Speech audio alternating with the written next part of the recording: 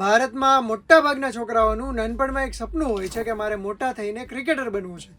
ઘણા બધા છોકરાઓને તમે શેરીઓમાં રનઅપ લઈને બોલિંગની એક્શન કરતા જોયા હશે. આવો જ એક છોકરો કે જેણે 13 વર્ષે ક્રિકેટ રમવાનું શરૂ કર્યું અને ત્યાર પછી સપનું જોયું કે એક દિવસ હું ભારતીય ક્રિકેટ ટીમ માટે રમીશ.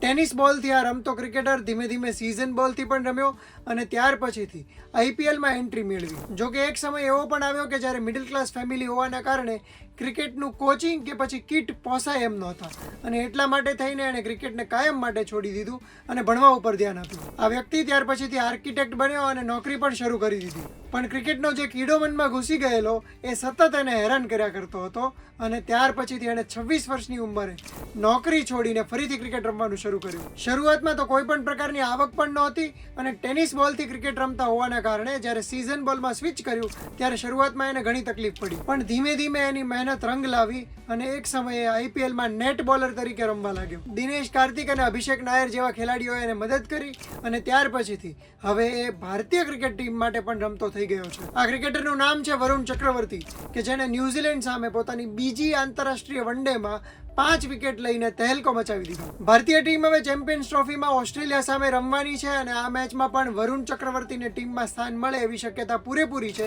કારણ કે આ મિસ્ટ્રી સ્પિનરમાં દુબઈમાં ઓસ્ટ્રેલિયન બેટર્સના દાંડિયા ડૂલ કરી શકવાની ક્ષમતા છે. ન્યુઝીલેન્ડ સામેની મેચમાં ભારતને 250નો ટૂંકો કહી શકાય એવો સ્કોર ડિફેન્ડ કરવાનો હતો ત્યારે વરુણ ચક્રવર્તીએ 5 વિકેટ લઈને ભારતને બચાવી લીધું. વરુણ દુનિયાનો પહેલો એવો સ્પિનર છે કે જેણે ચેમ્પિયન્સ ટ્રોફીમાં ડેબ્યુની સાથે જ 5 વિકેટ લીધી હોય અને ભારત માટે તો અગાઉ કોઈ પણ ક્રિકેટર આવું કરી શક્યો નથી. આ સિવાય રવિન્દ્ર જડેજા બાદ ઓલ ઓવર ચેમ્પિયન્સ ટ્રોફીમાં બીજા ક્રમનો સૌથી સારો સ્પેલ પણ વરુણ ચક્રવર્તીએ નાખ્યો છે. વન ડે ક્રિકેટમાં વરુણ ચક્રવર્તી ડેબ્યુ પછી ફાઈફર એટલે કે 5 વિકેટ લેનારો સૌથી ઝડપી ભારતીય બોલર બની ગયો છે. ચેમ્પિયન્સ ટ્રોફીની ટીમમાં 4 સ્પિનરોનું સિલેક્શન કરવામાં આવ્યું. વરુણ ચક્રવર્તી અને સાથે સાથે ફાસ્ટ બોલર હર્ષિત રાણાનું સિલેક્શન થયું.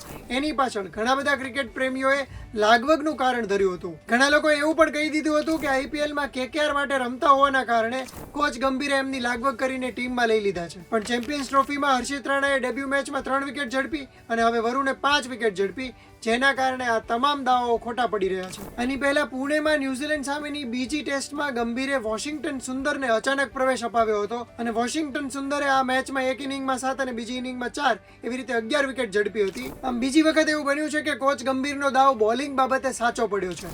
વ્યવસાય આર્કિટેક્ટ એવો વરુણ ચક્રવર્તી હવે ઓસ્ટ્રેલિયા સામે સેમીફાઇનલમાં અને ત્યાર પછીથી ફાઇનલમાં ભારતની જીતનો આર્કિટેક્ટ બની શકે છે કે નહીં એ તો હવે સમય જ કહેશે. પણ એક સમયે YouTube વિડીયોઝ અને ફૂટેજીસ જોઈને બોલિંગ શીખનારો આ બોલર એ ઘણા બધા ભારતીય બાળકો અને ક્રિકેટરો માટે મોટિવેશન રૂપ બન્યો છે. તો વરુણ ચક્રવર્તીની આ ક્રિકેટિંગ જર્ની વિશે તમારું શું કહેવું છે અમને કોમેન્ટ કરીને જણાવો. અને હવે પછી ઓસ્ટ્રેલિયા સામે સેમીફાઇનલમાં અને ત્યાર પછીથી ફાઇનલમાં પણ શું આ બોલરને ટીમમાં સ્થાન આપવું જોઈએ કે નહીં એ અમને કોમેન્ટ કરીને જણાવો. અને આ જ પ્રકારના ક્રિકેટને લગતા વિડીયોઝ જોવા માટે ગુજરાત સમાચારના ડિજિટલ પ્લેટફોર્મ જોતા રહો.